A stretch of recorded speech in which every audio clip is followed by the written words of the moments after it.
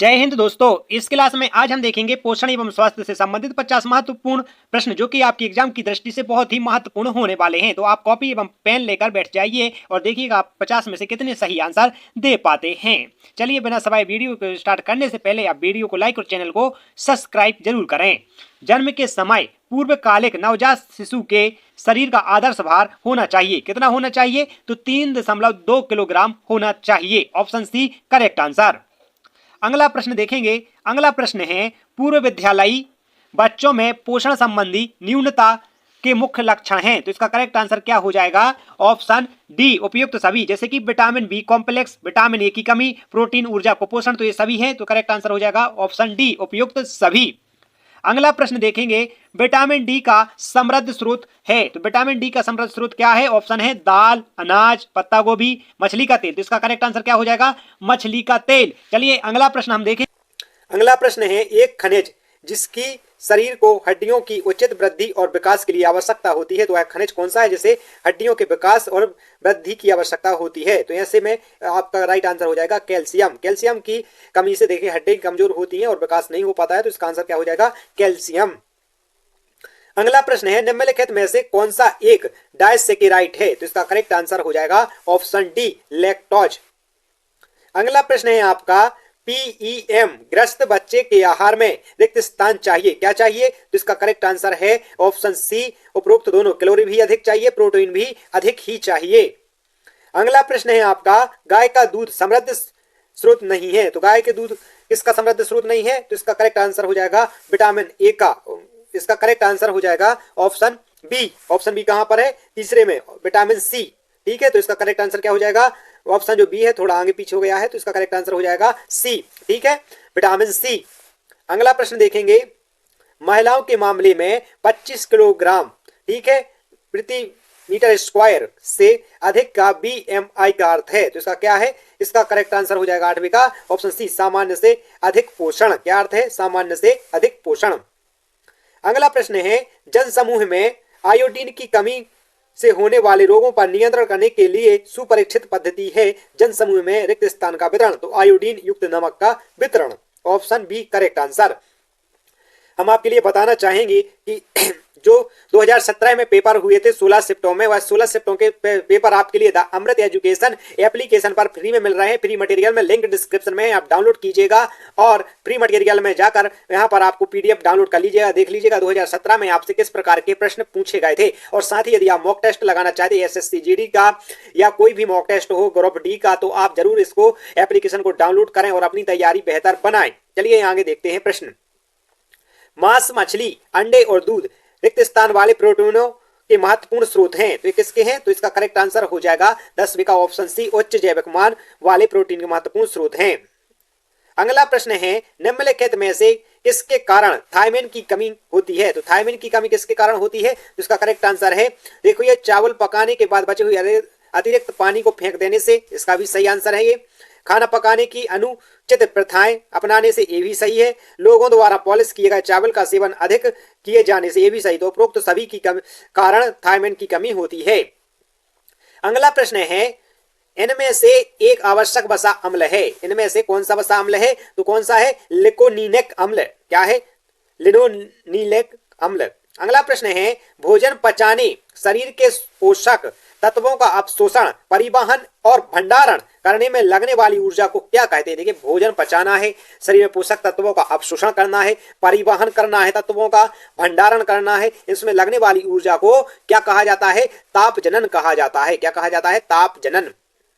अगला प्रश्न है अवशोषण में सहायक, ठीक है, अवशोषण में सहायक कौन सा विटामिन है? ठीक है, इसका करेक्ट आंसर हो जाएगा अवशोषण में जो विटामिन, ठीक है, अवशोषण करने में सहायक है जो विटामिन, वो आयरन कौन सा है? ठीक है, तो इसका करेक्ट आंसर क्या हो जाएगा?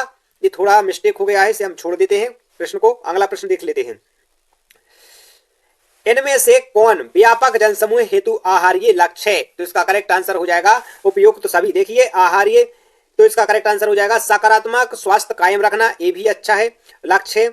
और अगला है उपयुक्तम प्रदर्शन तथा IBW कायम रखना, ये भी सही है। न्यूनता जन रोगों और विकारों की रोकथाम, ये भी सही। तो उपरोक्त सभी इसका करेक्ट आंसर है।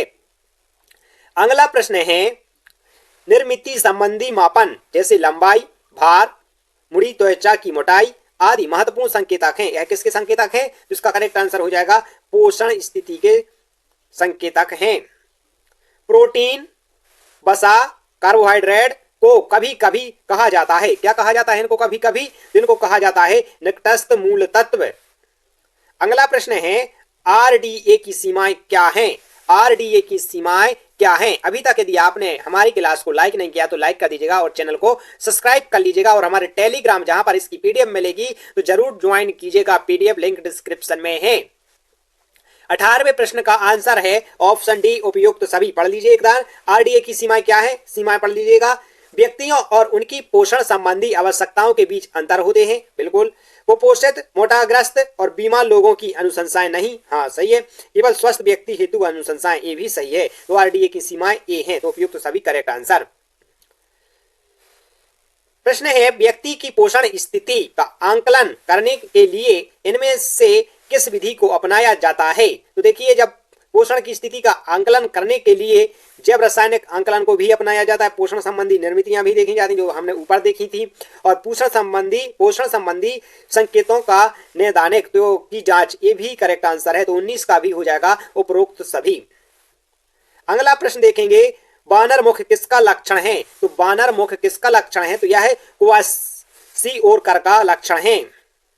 अगला प्रश्न है प्रोबायोटिक्स में शामिल है, क्या शामिल है? तो इसका करेक्ट आंसर है मनुष्यों हेतु लाभकारी जीवित सूक्ष्म जैविक भोजन, ऑप्शन बी करेक्ट आंसर। अगला प्रश्न है विटामिन सी वह विटामिन है जिसमें होता है, क्या होता है विटामिन सी में? तो इसका करेक्ट आंसर हो जाएगा विटामिन एंटीऑक्सीडेंट गुण होते हैं, क्या होते हैं? एंटीऑक्सीडेंट गुण होते हैं। अगला प्रश्न है कौन सी सरल शर्करा जो शरीर के सभी कोशिकाओं के लिए ऊर्जा का प्रमुख स्रोत है? कौन सी शर्करा है जो ऊर्जा के लिए प्रमुख स्रोत है? तो इसका करेक्ट आंसर हो जाएगा 23 का ऑप्शन बी ग्लूकोज। अगला प्रश्न है प्रोटीन की खोज कब की गई थी? तो प्रोटीन की खोज 1838 में की गई थी। कब की गई थी? 1838 में। आपका अगला प्रश्न है शरीर क्रियात्मक ईंधन कारक 1 ग्राम वसा से प्राप्त होती है। 1 ग्राम वसा से कितनी कैलोरी प्राप्त होती है? तो इसका करेक्ट आंसर हो जाएगा 9 कैलोरी होती है प्राप्त। शाकाहारी माता में किसकी कमी होने की संभावना अधिक रहती है? तो इसका करेक्ट आंसर क्या हो जाएगा? ऑप्शन डी विटामिन B12 की कमी होने की ज्यादा संभावनाएं रहती है।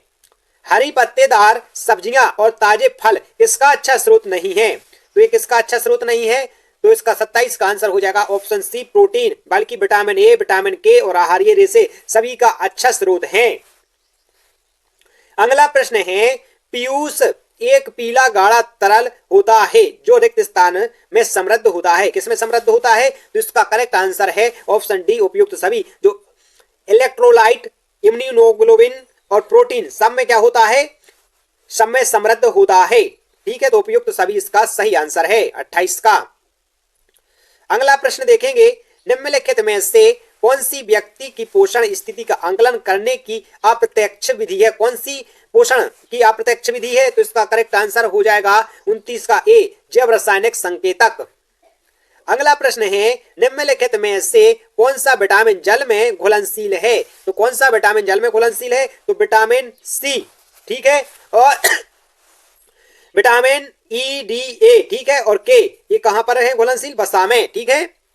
अगला प्रश्न है आपका निम्नलिखित में से किसके प्रोटीन नहीं पाया जाता? तो किसमें प्रोटीन नहीं पाया जाता? तो इसका करेक्ट आंसर हो जाएगा 31 का ऑप्शन ए पित्तरस में प्रोटीन नहीं पाया जाता, जबकि कोशिका द्रव्य, लसिका और रक्त में क्या प्रोटीन पाया जाता है।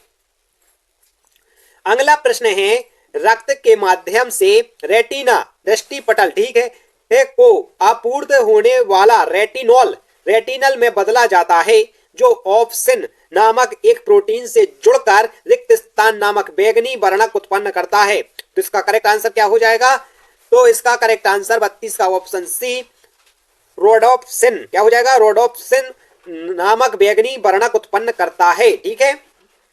अगला प्रश्न है ठंडी जलवायु वाले प्रदेशों में रहने वाले लोगों में ऊर्जा की आवश्यकता होती है? कितनी ऊर्जा की आवश्यकता होती है? तो इसका करेक्ट आंसर है अधिक ऊर्जा की आवश्यकता होती है। अगला प्रश्न है, एक बृहद पोषक तत्व जिसका मुख्य कार्य ऊतक वृद्धि में एवं रखरखाव है। तो इसका करेक्ट आंसर क्या हो जाएगा? 34 का ए, प्रोटीन। अगला प्रश्न है, ऊर्जा मापने की अंतरराष्ट्रीय इकाई क्या है? तो ऑप्शन क्या हो जाएगा? Option C correct answer. अगला प्रश्न है, जन्म से लेकर 1 वर्ष तक की आयु का क्या कहलाती है? देखिए, जन्म से लेकर 1 वर्ष की आयु शैशव अवस्था कहलाती है। ऑप्शन बी करेक्ट आंसर हो जाएगा 36 का। दोस्तों, अभी तक आपने क्लास को लाइक नहीं किया तो लाइक जरूर कीजिएगा, क्योंकि बार बार कहना ना पड़े, और चैनल को सब्सक्राइब जरूर कर लीजिएगा। साथ ही हम बताना चाहेंगे, आपकी महिला सुपरवाइजर के लिए बेहतरीन तैयारी हमारे चैनल पर हो रही है। हर टॉपिक से जुड़े एमसीक्यू आपके लिए प्रदान किए जा रहे हैं, तो एक बार हमारे चैनल पर जाकर सभी वीडियो को वॉच करें, जिससे आपकी तैयारी बेहतर हो सके। भोजन की योजना बनाने के सिद्धांतों में शामिल है। तो देखिए, पोषण आवश्यकता की पूर्ति करना, और समय और ऊर्जा की बचत होनी चाहिए, व्यक्ति की पसंद एवं नापसंद, और ऑप्शन डी उपयुक्त सभी। तो 37 का करेक्ट आंसर क्या हो जाएगा? ऑप्शन सी, व्यक्ति की पसंद और नापसंद। जब वह भोजन बनाता है तो वह पसंद एवं नापसंद के हिसाब से बनाता है। तो ऑप्शन सी करेक्ट आंसर। अगला प्रश्न है, सूक्ष्म खनिज तत्व है, तो iron option A correct answer हो जाएगा।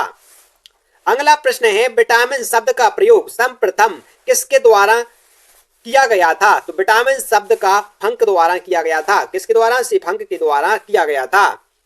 अगला प्रश्न है, धात्री माता के भोजन में कौन से पोषक तत्व की अधिकता होनी चाहिए? तो इसका करेक्ट आंसर हो जाएगा प्रोटीन की भी अधिकता होनी चाहिए, और कैल्शियम, क्योंकि हड्डियों का विकास के लिए कैल्शियम बहुत जरूरी है। तो उपरोक्त दोनों इसका सही आंसर होने वाला है। अगला प्रश्न देखेंगे, बालकों को विटामिन ए की खुराक क्यों दी जाती है? तो देखिए, बालकों के लिए विटामिन ए की खुराक किस लिए दी जाती है? आंखों की सुरक्षा के लिए दी जाती है विटामिन ए की खुराक। अगला प्रश्न है, प्रोटीन की उत्पत्ति प्रोटोऑस शब्द से हुई है। प्रोटोऑस किस भाषा का शब्द है? बताइए, प्रोटीऑस किस भाषा का शब्द है? तो 42 का करेक्ट आंसर हो जाएगा ग्रीक भाषा का। किस भाषा का? ग्रीक भाषा का। किसी व्यक्ति की क्रियाशीलता बढ़ने पर प्रोटीन की मात्रा में क्या परिवर्तन आता है? यदि कोई व्यक्ति की क्रियाशीलता, कार्य करने की क्षमता बढ़ रही है, तो उसमें प्रोटीन में क्या कमी आती है? स्थिर रहता है, घटती है, बढ़ती है, क्या होती है प्रोटीन की मात्रा? तो इसका करेक्ट आंसर हो जाएगा स्थिर रहती है। अगला है, निम्न में से किस विधि का उपयोग व्यक्ति के आहार्य अंतःग्रहण का आंकलन करने के लिए किया जाता है? इसका किया जाता है, तो इसका करेक्ट आंसर हो जाएगा उपयुक्त सभी। देखिए, खाद्य बारंबारता प्रश्नावली को देखा जाता है, कच्चे खाद्य पदार्थों का भार मापन होता है, और 24 घंटे की आहार स्मृति को देखा जाता है। तो उपयुक्त सभी, ठीक है। अगला प्रश्न है, खाद्य उपयोग निम्न पर किस पर निर्भर करता है? खाद्य उपयोग किस पर निर्भर करता है?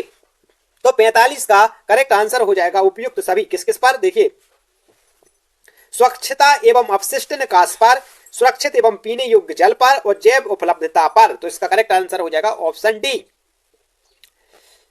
निम्न में से सबसे मीठी शर्करा कौन सी है? सबसे मीठी शर्करा की बात की जाए तो सुक्रोज सबसे मीठी शर्करा होती है। अगला प्रश्न है, दूध में निम्न में कौन सा प्रोटीन शर्करा युग्म होता है?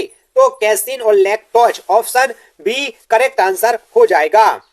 अगला प्रश्न है, निम्नलिखित में से कौन सा रेशेदार प्रोटीन है? तो इसका करेक्ट आंसर हो जाएगा keratin. Option C correct answer. अगला प्रश्न देखेंगे। अगला प्रश्न है, हमारे शरीर को ऊर्जा निम्न में से कौन देता है? तो हमारे शरीर के लिए ऊर्जा प्रदान करने वाला कौन होता है? तो carbohydrate. Option C correct answer क्या हो जाएगा? कार्बोहाइड्रेट। अगला प्रश्न है, उस विटामिन का नाम बताइए जो किसी भी मांसाहारी भोजन में नहीं मिलता। तो कौन सा विटामिन है? तो विटामिन सी किसी भी मांसाहारी भोजन में नहीं मिलता है। अगला प्रश्न है, विटामिन B12 में कौन सी धातु आयन में उपस्थित रहती है? तो ऑप्शन ए करेक्ट आंसर हो जाएगा कोबाल्ट। अगला प्रश्न आपके लिए बताना है कि मानव शरीर में संक्रमण को रोकने में मदद करने वाला सबसे अच्छा विटामिन कौन है? कमेंट करके जरूर बताइए। और कौन सा विटामिन हमारे शरीर में सबसे अधिक तीव्रता से बनता है? ये 2 प्रश्न आपको कमेंट करना है और यही 2 प्रश्न आपको टेलीग्राम पर मिल जाएंगे, जिसका लिंक डिस्क्रिप्शन में है आंसर सहित। तो हम एक बार जरूर कहना चाहेंगे कि वीडियो को अभी तक लाइक नहीं किया तो लाइक कीजिएगा और चैनल को सब्सक्राइब कर दीजिएगा। साथ ही आप 2017 में जो पेपर हुए थे वो फ्री में चाहते हैं तो लिंक डिस्क्रिप्शन में है। अमृत एजुकेशन एप्लीकेशन डाउनलोड कीजिए प्ले स्टोर से और वहां पर मॉक टेस्ट लगाइए। ठीक है, 16 जो पेपर हैं प्रोवाइस ईयर के वो आपको फ्री मटेरियल में फ्री में मिल जाएंगे। ठीक है, मिलते हैं नेक्स्ट वीडियो में नई क्लास के साथ। जब तक के लिए जय हिंद, जय भारत।